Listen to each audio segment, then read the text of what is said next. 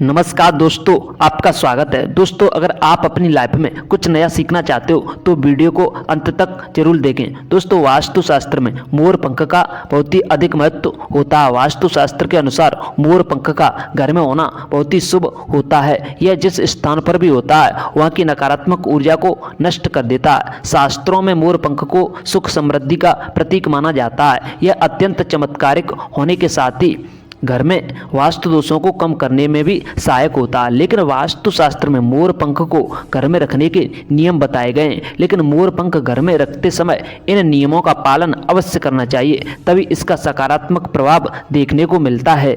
वास्तुशास्त्र में मोर पंख को रखने की सही दिशा और स्थान के बारे में बताया गया। अगर आप अपने घर में मोर पंख को उसके उचित स्थान पर रखते हैं तो घर के अंदर की नकारात्मक ऊर्जा को खत्म कर देता है। मोर पंख घर में रखने के बहुत से फायदे हैं, लेकिन धन संपत्ति को आकर्षित करने के लिए इसका सबसे अधिक उपयोग किया जाता है। अगर आपके घर में पैसे की तंगी है, धन का खर्च अधिक होता है, घर में पैसा नहीं आता है, तो आप अपने घर पर मोर पंख जरूर लेकर आएं और उसे सही दिशा में स्थापित करें। यह निश्चित ही आपके धन की वृद्धि करेगा। तो आइए जानते हैं घर में मोर पंख से जुड़े महत्वपूर्ण वास्तु नियमों के बारे में।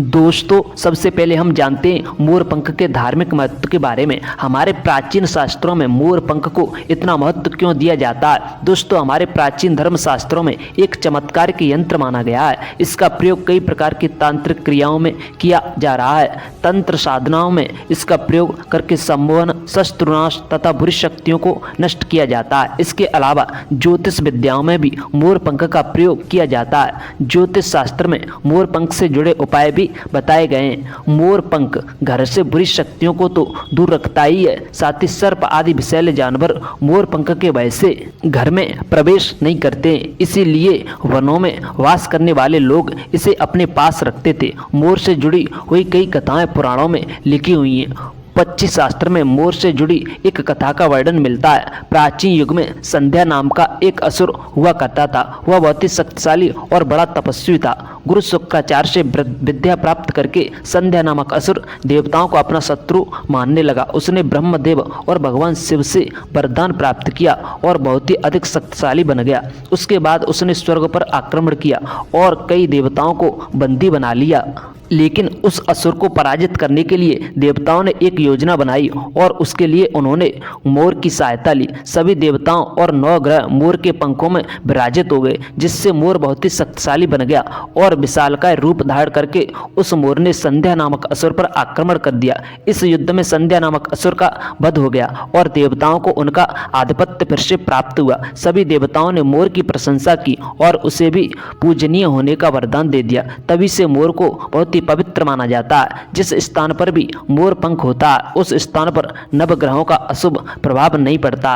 दोस्तों, केवल ऋषि मुनि और देवता ही नहीं बल्कि भगवान श्री कृष्ण भी मोर की प्रशंसा करते हैं। दोस्तों, भगवान श्री कृष्ण ने मोर की श्रेष्ठता का वर्णन किया और उन्होंने मोर के पंख को अपने मुकुट में धारण करके मोर के श्रेष्ठ होने का प्रमाण भी दिया। मोर पंख के बिना भगवान श्री कृष्ण कहीं पर भी नहीं जाते हैं। श्री कृष्ण कहते हैं मोर शांति और प्रेम का प्रतीक है। मोर का पंख मनुष्य की हर प्रकार की नकारात्मक शक्तियों से रक्षा करता है। दोस्तों, मोर को विविध देवी देवताओं के रूप में पुराणों में दिखाया गया। माता लक्ष्मी का संबंध हिंदू धर्मशास्त्रों में मोर से बताया गया। माता लक्ष्मी संपत्ति ऐश्वर्य प्रदान करने वाली देवी हैं। माता लक्ष्मी के पास मोर पंख रखने से माता प्रसन्न होती हैं। साथ ही माता सरस्वती का भी वाहन मोर है। इसीलिए विद्यार्थियों को अपने पास मोर पंख अवश्य रखना चाहिए।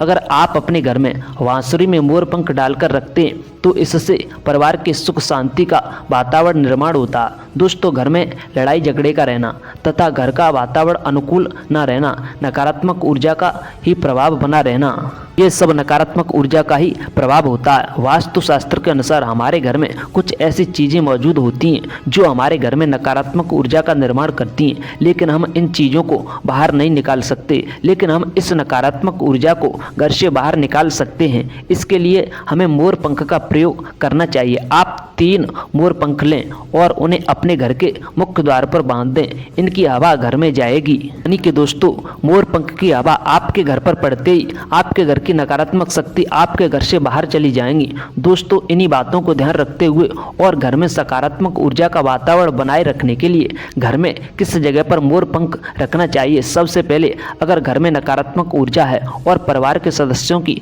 तरक्की में अड़चनें निर्माण हो रही हैं, तो आप अपने मुख्य द्वार के ऊपर श्री विघ्नहर्ता गणेश जी की प्रतिमा रखें और प्रतिमा के दोनों ओर मोर पंख का अवश्य इस्तेमाल करें। इससे आपके घर में किसी भी प्रकार की नकारात्मक ऊर्जा प्रवेश नहीं कर पाएगी।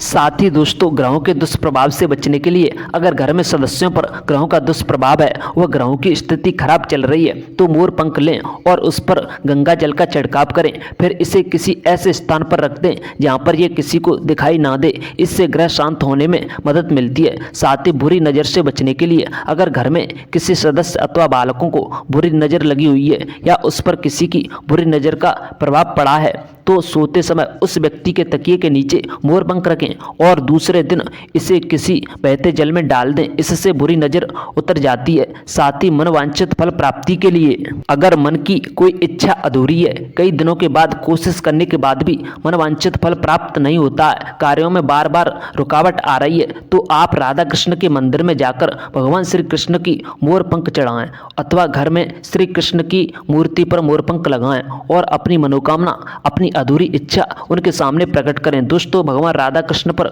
मोर पंख चढ़ाने से आपके जीवन की सभी अड़चनें मिट जाती हैं और व्यक्ति के जीवन की हर मनोकामना भगवान राधा कृष्ण पूरी करते हैं। दोस्तों, मोर के पंख का यह उपाय न सिर्फ आपके बल्कि आपके घर में सदस्यों के जीवन में भी सुख और समृद्धि जरूर लेकर आएगा।